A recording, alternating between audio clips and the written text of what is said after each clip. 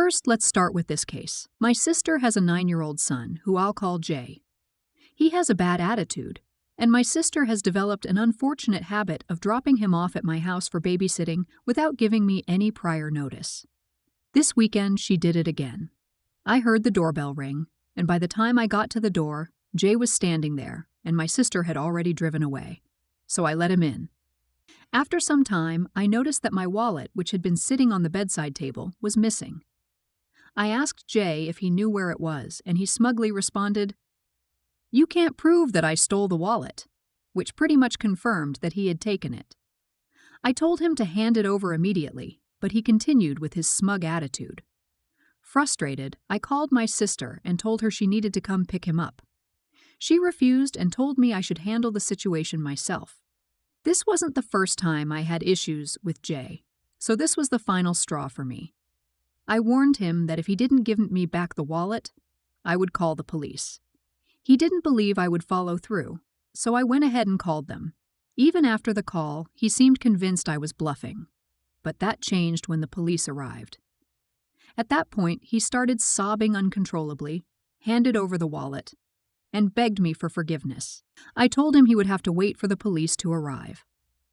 When the officers got there, I explained the situation, that Jay had taken my wallet, which I got back, and that his mother was refusing to pick him up. I asked if they could hold him until she arrived. The officers were very gentle with Jay, but they did handcuff him and put him in the back seat of the police car while they contacted my sister to come and get him. About 20 minutes later, my sister arrived. She was extremely upset, crying and yelling at me. Her behavior became so erratic that the police had to intervene and warn her to calm down or risk being arrested. Eventually, she collected Jay and drove home.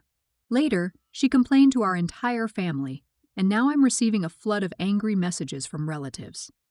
I've since gone no contact with my sister, and thankfully, I don't think she'll be dropping Jay off at my house unannounced anymore. I feel justified in my actions, because I never agreed to babysit Jay in the first place. My sister refused to come get him when I called, and the only other option would have been to physically search him, which I wasn't willing to do. Let's start judging. Everyone sucks. Holy hell. If you had called the police with the expectation that they would track down your sister after she abandoned her son on your doorstep, that would be one thing. Calling the police should be reserved for issues of public safety, not the wallet your misbehaving and clearly neglected nephew is acting out with. You called the police because you wanted them to terrify a 9-year-old. That was a cowardly, mean-spirited, senseless thing to do. Using the police to scare children doesn't work. It has the opposite effect when they end up not actually doing anything. The police really suck for handcuffing him. Your sister sucks for obvious reasons.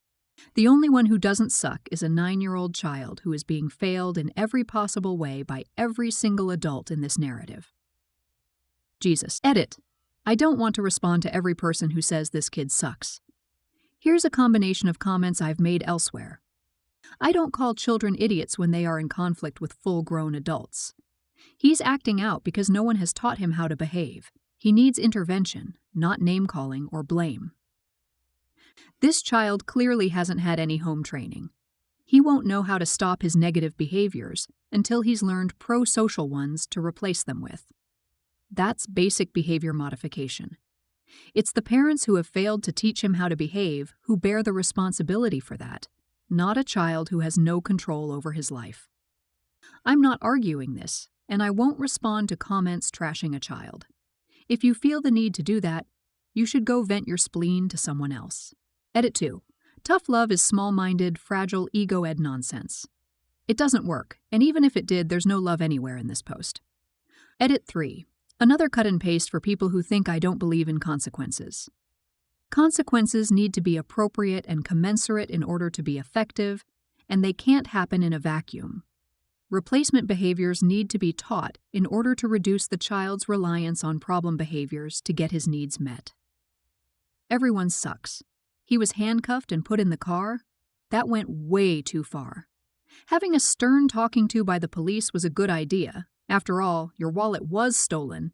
He denied having done it, so you calling the cops was not a wrong move.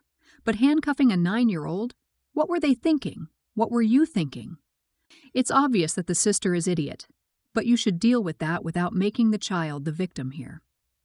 He's being brought up very poorly since he's stealing, and yes, he should learn his lesson, but in an age-appropriate way. It seems that the cops coming to your house already made him learn his lesson. Why take it so much further? I can't wrap my head around this. Heaven forbids something happening, and he is afraid to call 911 because he fears the police coming to get him. Everyone sucks. The child needs psychological help. It sounds like there is a much bigger problem going on with him at home. His mom should not assume you will automatically babysit her child. You, on the other hand, shouldn't have called the cops. Yes, it's a rough situation and you're at your wit's end. Yes, the child stole the wallet. But are there no other family members you could have first contacted to de-escalate the situation? Were there literally no other options but for you to call the police? I can't imagine ever calling the cops on a child unless that child was in danger of harming themselves or people around them. Next up, my husband and I bought a fixer-upper in 2020, and we've been renovating almost the entire house ourselves. In early 2023, my sister reached out, telling me she was having trouble finding an affordable place to live and that her lease would be ending in April. After discussing it, my husband and I decided to help by finishing part of our walkout basement to give her a place to stay. She made it clear that she only planned to stay for 6 months until she found her own place. Unfortunately, we didn't put anything in writing or sign a formal agreement. Lesson learned. She had lived with us once before in a rental house for a year, and we didn't have any issues then, so we didn't expect problems this time either. We rushed to complete the space for her, and she moved in. However, it's now been a year and 8 months, and she's still living with us, with no signs or plans of moving out. About 7 months after moving in, she had a severe mental health crisis that resulted in a week-long hospital stay. She quit her job and struggled significantly during that period. Eventually, she was diagnosed with bipolar disorder. Thankfully, she got the treatment and help she needed, and over the past year, she has made great progress. She found a new job in management, is earning a decent income, around $50,000 a year, and seemed to be doing well. However, we recently learned that she stopped taking her medication, which has us concerned.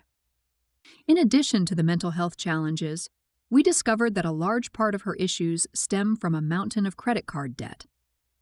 Since moving in, she consolidated her debt and now pays $900 a month toward it, which she'll need to continue doing for the next 5 years. While she makes a decent income, it's clear that her financial situation is still difficult, and this has added to her reluctance to move out. Here's where things get complicated.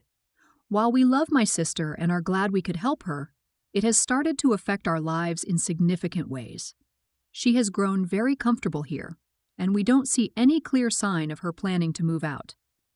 Meanwhile, my husband and I have been wanting to start a family, either through surrogacy or adoption, but we can't see that happening with her living here.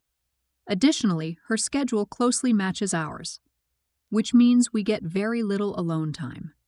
Her bedroom is directly below ours, which has made it difficult for us to be intimate unless she's not home, something that rarely happens. It's beginning to feel like we're living with a grown child, and we don't know how to move forward without feeling like we're being unfair or heartless. We've been brainstorming ways to help her transition to living independently.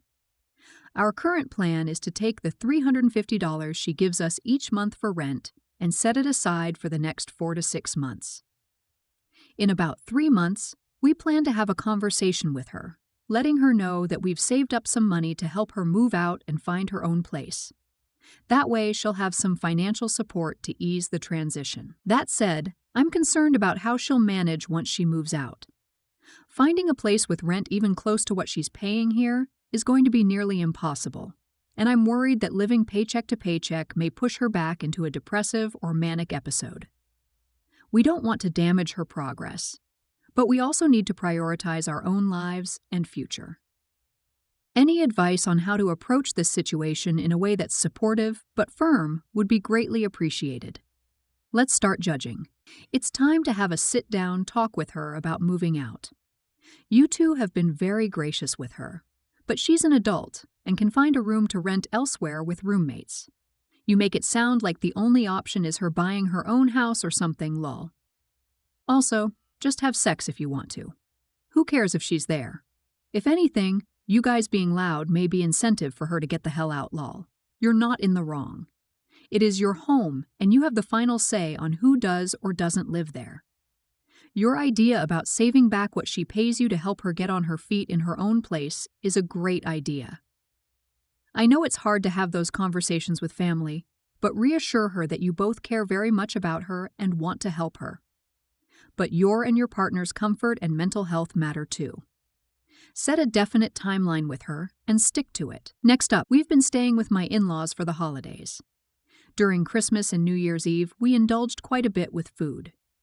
Since January 1st, my in-laws decided they wanted to eat lighter meals, which I completely understand. And I've been joining them in this effort. We've been eating things like salads, prosciutto, fruit, and soup. However, yesterday, after having soup for dinner, I was still really hungry. I mentioned to my partner that I was planning to head to the nearby shop to grab some ground beef and a bread roll to make a burger. Since we've both been recovering from being sick, he expressed concern, saying that going out in the cold might not be a good idea.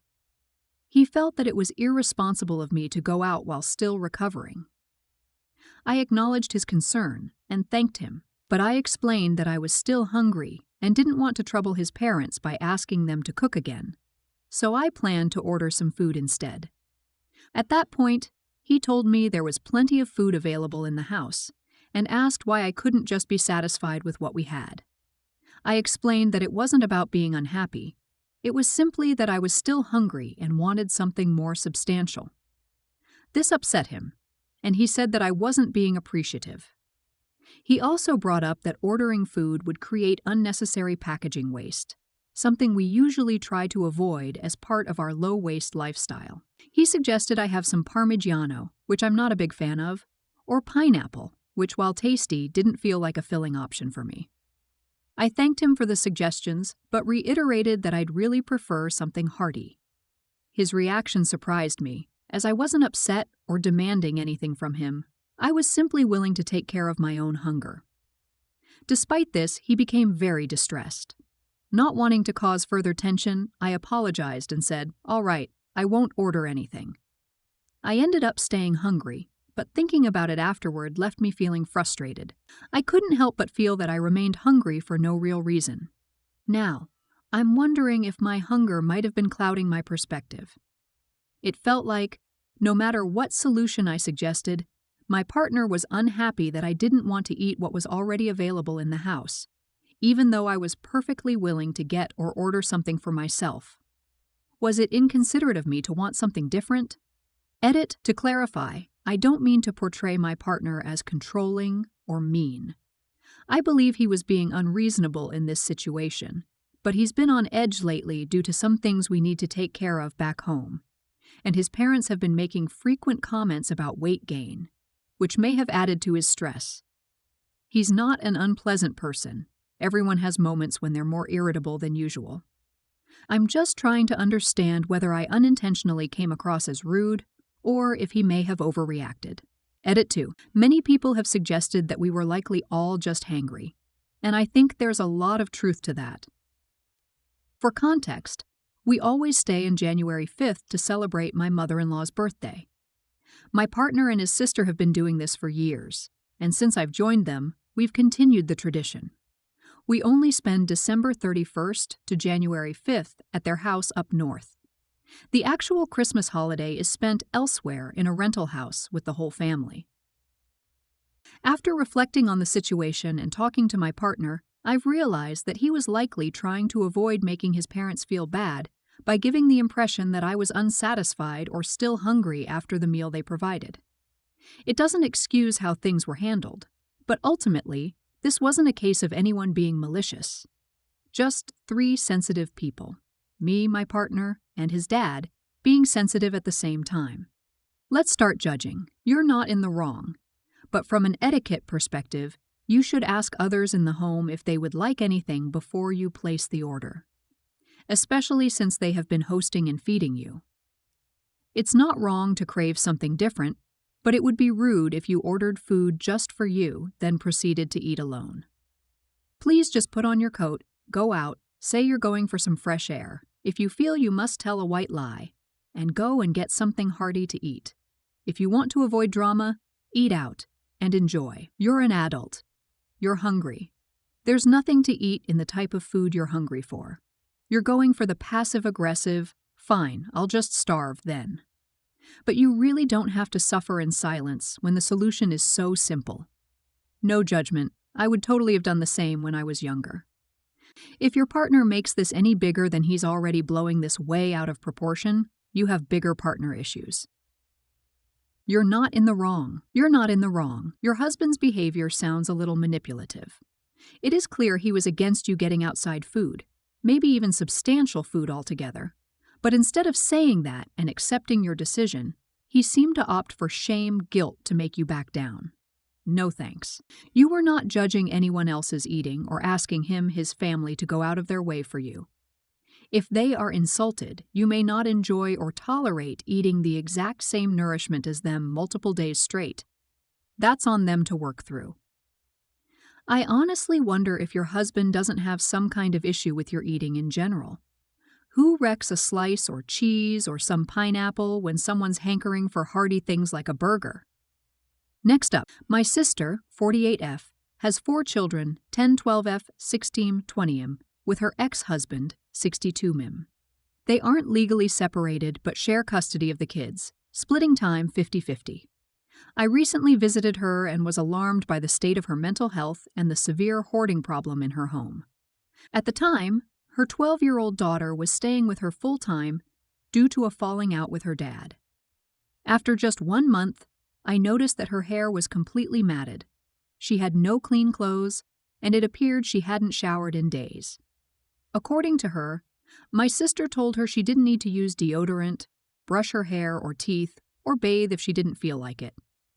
When I expressed concern about the kids' living conditions, my sister reacted by saying I was no longer allowed to see her daughter.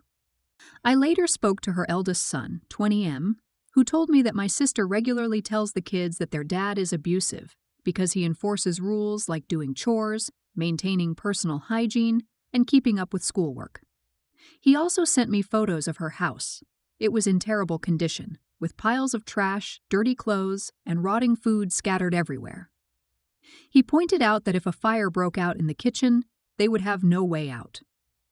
Despite the squalor, the kids enjoy being at their mom's house because they can play video games all day without responsibilities.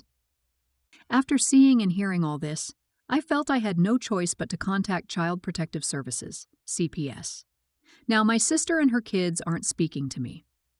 When CPS first got involved, my sister assumed it was our mother who reported her. When our mom denied it, my sister realized it was me. My sister has had issues with cleanliness since childhood.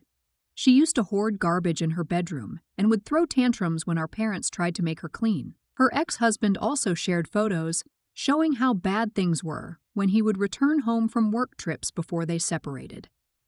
Despite blaming the kids for the mess, she refuses any help and won't consider letting her ex take the kids temporarily while she tries to get things under control. Here's where I wonder if I may have been wrong. My sister has been struggling with mental illness and chronic pain. 4 years ago, she had a traumatic hospital experience that left her with PTSD. She lost her job due to her health issues and has been struggling ever since. She needs help, but she refuses to get it. If CPS were to remove the kids, they would likely end up living full-time with their dad. According to my sister, he is manipulative and emotionally strict. She claims he doesn't give her enough financial support, although he covers her rent and some utilities, and enforces rigid rules for the kids. I know the kids love their mom, and I'm torn. Should their love for her outweigh the concerning living situation? Should I have stayed out of it? Would living with their dad be worse for them? Additional context: the kids are homeschooled, but as far as I know, they only complete schoolwork when they are with their dad. No one outside of the immediate family knows how bad things are, because my sister doesn't allow visitors in her home. For 2 years, I've begged her to clean and have repeatedly offered to help, either by doing it myself or by hiring a cleaning team that specializes in hoarding situations. She refuses to admit she's a hoarder, insisting instead that she's just a little messy and dealing with illness. She claims her house reflects the state of her mind and says it's acceptable for it to look like this because she's unwell. I love my sister deeply, and my hope was that either the kids could stay with their dad temporarily while she gets help, or that she could get the apartment clean enough to maintain custody. That way, it would be a win-win for everyone involved. CPS visited and concluded that she is fit to keep custody. I don't know what was said or what exactly happened during their visit. I'm unsure of what my next steps should be, or if I should even take any further action. Let's start judging. You're not in the wrong. Someone needs to look out for the welfare of those kiddos despite their mother's mental health issues, as unfortunate as that may be. I won't claim to be an expert, but I was a court-appointed special advocate and also volunteered extensively as certified domestic violence counselor. In my experience, kids are very rarely immediately removed from their home without the caregivers being given opportunity and resources to first correct or address their behavior/living situation. The X doesn't sound manipulative or abusive for making children take care of their own hygiene and do some chores around the house. Your sister, on the other hand, has clearly shown that she is incapable of providing these children with a clean and safe home. You're not in the wrong. You're not in the wrong. That is not an okay situation for the minor children to be in. Their dad is not abusive by teaching them to clean and practice basic hygiene. Your sister is not fit to be a parent right now. She needs serious mental health intervention, and she needs to get her house cleaned up. She probably also needs to take parenting classes. Their custody should be monitored and adjusted based on her ability to maintain a safe home.